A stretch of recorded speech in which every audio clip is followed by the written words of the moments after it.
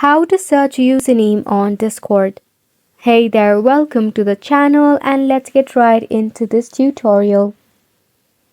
To search for the username on Discord, it is quite simple. Start off by launching your Discord app in your device.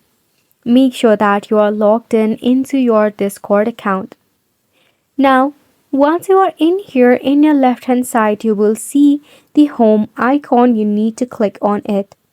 Then you will see an interface like this. If you are currently on a server, your layout will be something like this. At the top, you will see the bubble icon. You must click on it.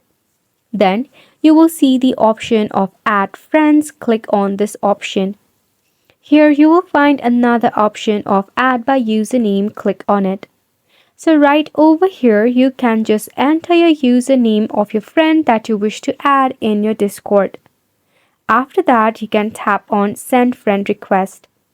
Now, Discord will help you to find people with similar username and you will be able to add them in your Discord easily. Wasn't it simple?